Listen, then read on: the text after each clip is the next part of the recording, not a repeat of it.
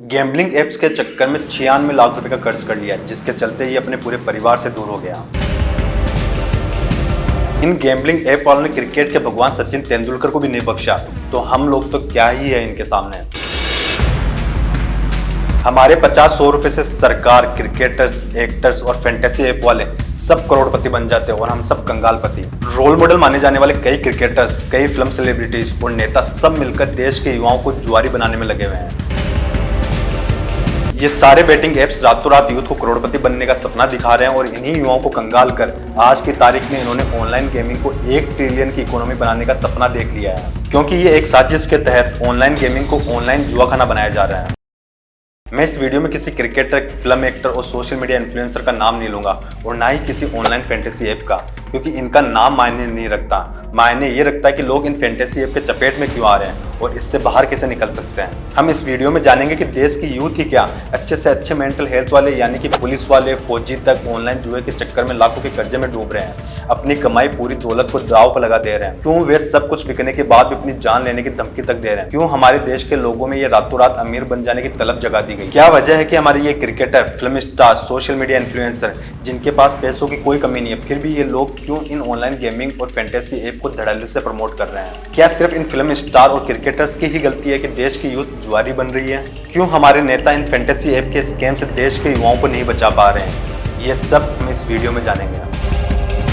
इस लड़के का कहना है कि ये क्रिकेटर और फिल्म सेलिब्रिटीज के ऑनलाइन गेमिंग और फैंटेसी गेम वाले ऐड देखता था और इनसे इन्फ्लुएंस होकर इन ऐप पर गेम खेलने लगा, जिसके बाद इसे ऐसी लत लगी कि आज की तारीख में 96 लाख रुपए या इससे भी ज्यादा के कर्जे में है, जिसकी वजह से इसके घर में इससे कोई बात नहीं कर रहा। हालांकि इस वीडियो के बनने तक कई लोग इस लड़के के इस दावे को फेक बता रहे हैं और कह रहे हैं कि ये सिंपैथी के नाम पे स्कैम कर रहा है। अब यहाँ दो बात आती है, यदि ये लड़का झूठ बोल रहा है तो ये सीख लो कि स्कैम में भी स्कैम कैसे किया जाता है, और यदि ये सच बोल रहा है तो इसको दाद देनी पड़ेगी कि इसने ये माना कि मेरी लत पड़ गई थी और मैं इतना एडिक्ट हो गया था कि मैंने अपना सब कुछ खो दिया।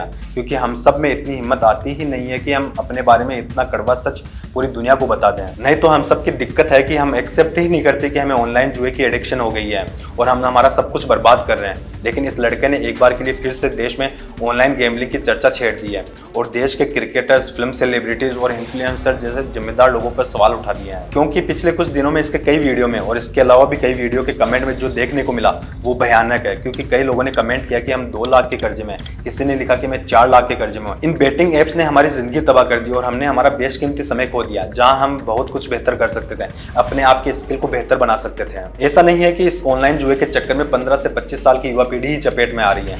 अच्छे से अच्छे मेंटल हेल्थ के माने जाने वाले पुलिस वाले भी इसकी चपेट में आ रहे हैं। उत्तर प्रदेश का एक कांस्टेबल लगभग 1 मिनट का वीडियो बनाकर सोशल मीडिया पर पोस्ट करता है, जिसमें वो अपने एसपी से अपील करते हैं कि वो बहुत परेशान है, बैंक से लोन लेकर, इधर उधर के लोगों से उधार लेकर ऑनलाइन गेमिंग में 15 लाख रुपए हार चुके हैं। उनकी मानसिक स्थिति खराब हो गई है, वे कई बार अपनी जान लेने का ट्राई भी कर चुके हैं और कांस्टेबल अंत में अपने साहब से निवेदन करते हैं कि अब आप ही मेरी आखिरी उम्मीद हो कि अगर आप प्रत्येक कर्मचारी से 500 रुपए का सहयोग दिला दें तो शायद मैं आत्महत्या ना करूं। तो ये हालत है फिलहाल हमारे देश की कि ऑनलाइन गेमिंग ने लोगों को आत्महत्या की भी प्रेरणा देना शुरू कर दी है, क्योंकि एक साजिश के तहत गेमिंग को जुआखाना बनाया जा रहा है। और भी कई एग्जाम्पल है जो आपके आसपास भी होंगे। तो कभी सोचा है आपने कि क्या कारण है कि युवा पीढ़ी के साथ साथ अच्छे से अच्छे लोग भी ऑनलाइन जुए के नशे में धुत है? इसका सबसे बड़ा कारण है रातों रात करोड़पति बन जाने की चाह। ये विडंबना मानो हमारे समाज की और एक कड़वी सच्चाई भी कि हमारा 21वीं सदी का भारत पैसे की उस सोच से ड्राइव हो रहा है जहां हम रातों रात अमीर बनना चाहते हैं और हर कोई हमें रातों रात अमीर बना देना चाहता है। जितना पैसा हम हमारे पास इकट्ठा कर सके कर लें, फिर चाहे इसके लिए हमें अनैतिक या बिगड़े हुए रास्ते भी क्यों नहीं अपनाने पड़े, लेकिन किसी भी हालत में घर का कोई एक कमरा भी नोटों की गड्डी से खाली नहीं रहना चाहिए। इसमें एक कारण ये भी है कि युवा सोचते हैं कि शायद इससे कुछ इनकम हो जाए और खर्चा चलाने में थोड़ी हेल्प हो जाए और ये इनकम ही फिर उनका लालच बन जाती है। और दूसरा सबसे बड़ा कारण ये है कि हमारे समाज के कई जिम्मेदार लोग जो देश की हर पीढ़ी को स्कैम सिखा रहे हैं, जैसे कई क्रिकेटर्स और कई फिल्म सेलिब्रिटीज और इनडायरेक्टली हमारे नेता भी, माने या ना माने, लेकिन क्रिकेटर्स और फिल्म सेलिब्रिटीज को हम रोल मॉडल ही नहीं, हम इन्हें हमारा भगवान मानने लगते हैं। इन्होंने जो कह दिया वो ही सही है। क्योंकि कई लोगों ने लिखा कि मैंने फलाना क्रिकेटर का ऐड देखा, मैंने फलाना एक्टर का ऐड देखा और इस ऐप में पैसा लगाया और आज इतने रुपए के कर्जे में हूँ। इसका कारण कि हम इतने अनभक्त हो गए हैं कि सही और गलत पर ध्यान ही नहीं देते। जैसे हमें पता है कि ये जुआ ही है, फिर भी हम इसमें बेशुमार पैसा लगाएंगे और डूब जाएंगे और किसी और को ब्लेम दे देंगे। तो क्या वजह है कि हमारे क्रिकेटर्स और फिल्म एक्टर्स धड़ल्ले से इन गेमलिंग ऐप्स को प्रमोट कर रहे हैं? क्यों ये अपनी नैतिक जिम्मेदारी से भाग रहे हैं और युवाओं को इन गेम्स को खेलने के लिए प्रेरित कर रहे हैं? क्या इनके पास पैसों की कमी है, या फिर इन्हें पैसों का और लालच है, या फिर इनको समझ ही नहीं आ रहा कि इनके प्रमोट करने से यूथ एक गलत रास्ते पर जाएगी? एक्चुअली बात यह है कि इन क्रिकेटर्स ने बहुत अच्छा क्रिकेट खेला है और इन फिल्म एक्टर्स ने बहुत अच्छी फिल्में भी बनाई है। इन्होंने देश के लिए बहुत कंट्रीब्यूट किया है, देश का नाम रोशन किया है। लेकिन इस मामले में देश के नामी क्रिकेट खिलाड़ी जिन्होंने 2020 world cup, one day world cup जीता है, और वो फिल्म एक्टर जिनकी फिल्मों ने ऑस्कर तक नाम कमाया, वो सब के सब इस मामले में इतने नाकाम रहे हैं कि जितना उन्होंने देश का नाम रोशन किया, उतना ही उन्होंने देश की युवा पीढ़ी को तबाह करने की शुरुआत कर दी है। एक तरफ वो देश की युवा पीढ़ी को कुछ कर गुजरने के लिए प्रेरित करते हैं और वहीं पीछे के दरवाजे से उन्हें बर्बादी की राह पकड़ा देते हैं। ये कह के ये लोग अपने आप को बाइज्जत बरी कर लेते हैं कि हम एड ही तो कर रहे थे, कौन सा इनको खेलने के लिए या जुआ लगाने के लिए बोल रहे हैं। लेकिन बात इतनी सीधी नहीं है, क्योंकि इनको भी पता है कि ये सब लोग नौटंकी कर रहे हैं अनजान बनने की, कि हम प्रेरित नहीं कर रहे हैं इनको जुआरी बनाने के लिए। क्योंकि क्रिकेटर्स और फिल्म एक्टर्स देश की युवा पीढ़ी के लिए सिर्फ रोल मॉडल ही नहीं है, बल्कि युवा पीढ़ी उन्हें भगवान समझती है, जिनकी बात फॉलो कर लेती बिना सवाल जवाब के। और ये बात ये लोग समझते भी हैं, लेकिन फिर भी ये देश के युवाओं को बर्बादी की राह चुनने पर मजबूर कर रहे हैं। तो क्या कारण है कि पैसों की इन्हें कमी नहीं है, पैसों का लालच भी इन्हें नहीं है, फिर क्यों ये बैटिंग ऐप को प्रमोट कर रहे हैं? इसकी सही वजह है और बहुत कड़वी बात है कि आज की तारीख में हमारा देश नैतिक मूल्यों की क्राइसिस से गुजर रहा है, जहां बड़ी संख्या में लोग अपनी नैतिकता और आदर्शों को ताक पर रखकर जीवन जी रहे हैं, जिनमें ये सब क्रिकेटर्स, फिल्म एक्टर्स और हमारे देश के नेता भी आते हैं। तभी देखिए ये सब गैम्बलिंग ऐप्स को प्रमोट करते हैं, गुटखे और तंबाकू का ऐड करते हैं। तो पैसा इनका मोटिव नहीं है इस भ्रम से निकल जाना, बल्कि ये सब नैतिकता और आदर्शों के सामने नोटों की गड्डी के गुलाम है, संकीर्ण विचार के लोग हैं। क्योंकि यदि एक नॉर्मल इंसान इन गैम्बलिंग ऐप को प्रमोट करे तो समझ आता है कि वो बहाना बना सकता है पैसों का, उसके पास रिसोर्सेज नहीं है ये चेक करने के कि ये फैंटेसी ऐप गैम्बलिंग ऐप है क्या। लेकिन इन खिलाड़ियों और एक्टर्स के पास वो सारे रिसोर्सेज है जिसके सामने उनका कोई बहाना नहीं टिकेगा कि वो इन गैम्बलिंग ऐप्स को क्यों प्रमोट कर रहे हैं। यानी कि सारांश ये है कि ये लोग ऐड करके अपना पल्ला झाड़ लेंगे, हमने तो सिर्फ ऐड किया, आपने क्यों इस स्कैम में पैसा लगाया। ये सब तो ऐड के करोड़ों रुपए ले लेंगे, लेकिन वो सब आपकी जेब से निकलेगा, किसी और से नहीं। ये तो बात हो इन खिलाड़ियों और एक्टर्स की, लेकिन देश की यूथ के सामने सिर्फ यही चुनौती नहीं है कि जो ऑफिशियल रूप से इन ऐप्स को प्रमोट कर रहे हैं, एक चुनौती वो भी है जो इनसे भी ज्यादा खतरनाक है। क्या हुआ कि एक साल पहले इन गैम्बलिंग ऐप्स ने अपने धंधे को बढ़ाने के लिए महान क्रिकेटर सचिन तेंदुलकर का एक फर्जी वीडियो बनाया और उसे रातों रात वायरल कर दिया। बाद में सचिन ने बताया कि वो एक फेक वीडियो है जिसे आज की तकनीक से बनाया गया है, यानी कि एक डीप फेक वीडियो। यानी कि जिसने इन ऐप्स को प्रमोट नहीं किया उनका भी एक फेक वीडियो बनाकर आपको उकसाया जाएगा, जी भरकर जुआ खेलो और बर्बाद हो।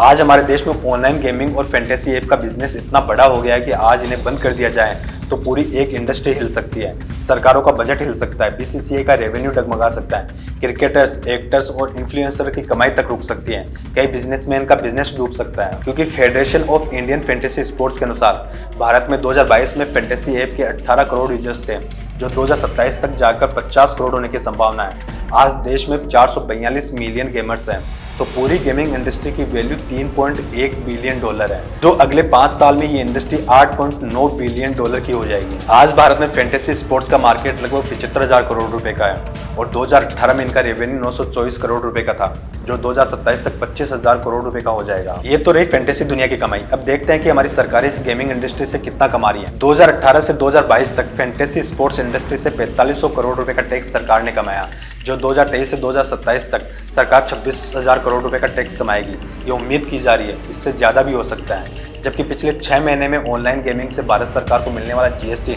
412% बढ़कर 6,909 करोड़ रुपए का हो गया। FIFS की माने तो फैंटेसी गेमिंग खेलने वाले यूजर्स एक साल में लगभग 4,200 करोड़ रुपए जमा करते हैं, यानी कि हर महीने एक यूजर एवरेज 350 रुपए खर्च करता है। अब आप देख लो आप कितने खर्च करते हो, 4,200 करोड़ रुपए। तो ये धंधा वो वजह है जिसकी वजह से सरकार इस गेमिंग इंडस्ट्री पर, जो गेमिंग के नाम पर जुआ खिला रही है, उस पर किसी प्रकार का एक्शन नहीं ले रही है। और आप 350 रुपए किसी से उधार लेते हो हर महीने, फिर उन्हें उधार नहीं चुका पाते हो, जिसके चलते आपका व्यवहार खराब हो जाता है और ये गेमिंग इंडस्ट्री और सरकार अपना धंधा करके चलती बनती है। आपके 50-100 रुपए से सरकार, क्रिकेटर्स, एक्टर्स, इन्फ्लुएंसर्स और फैंटेसी ऐप वाले करोड़पति बन जाते हैं और आप कंगालपति।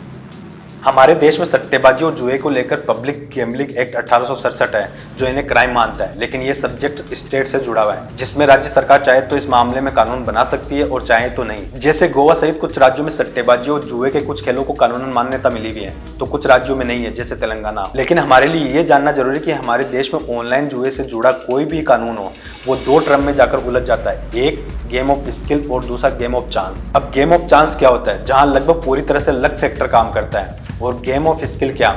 जहां पर आपको उस गेम से जुड़े स्किल की जरूरत पड़ती है, यानी कि हम क्रिकेट पर चांस ले रहे हैं तो आपको ये नॉलेज रहना चाहिए कि कौन सा खिलाड़ी फॉर्म में है जो अच्छा खेलेगा, पिच किस तरह से बिहेव करेगी, यानी कि इन बातों को स्किल में माना जाता है। सुप्रीम कोर्ट में भी ये सारे फैंटेसी यहीं जाकर अपना केस जीत जाते हैं और वो अपने गेम को गेम ऑफ स्किल साबित कर देते हैं। और सुप्रीम कोर्ट भी कोई इमोशन पे काम नहीं करता है, वो सबूतों पर काम करता है। तो कानून भी आपकी ज्यादा हेल्प नहीं कर पाता, तो सरकारें कितने भी स्ट्रिक्ट कानून ले आए लेकिन वे उन्हें जमीनी स्तर पर लागू नहीं करेगी, क्योंकि इससे उनकी अच्छी खासी मोटी कमाई छूट जाती है, जो कि मैंने ऊपर बताई। सरकार कितना अच्छा खासा अमाउंट कमाती है ऑनलाइन गेमिंग से, देखा जाए तो इसमें सबसे ज्यादा कमाती ही सरकार है।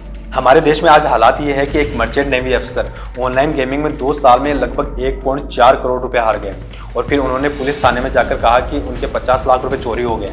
बाद में जब पुलिस ने जांच पड़ताल की तो उन अफसर ने बताया कि वो ऑनलाइन गेमिंग में अपना सारा रुपया हार गए। देखो, सरकार, ये फैंटेसी ऐप, क्रिकेट खिलाड़ी, ये film actor, social media influencer, इन सब के घर की कमाई का एक हिस्सा आपकी बर्बादी से आता है। और बर्बादी सिर्फ नोटों की गड्डी की नहीं है, कीमती वक्त की है जो आप टीम बनाते हुए खराब करते हो, उन स्किल की है जो आपकी जिंदगी भर काम में आएंगे। तो इस वीडियो का निष्कर्ष हर ट्रेन में सुनाई देता है कि यात्रीगण कृपया ध्यान दें, अपने सामान की देखभाल आप स्वयं करें, यानी कि इस लुटेरी दुनिया में अपने पैसों का, अपने वक्त का ध्यान आप खुद रखें। यात्रीगण कृपया ध्यान दें,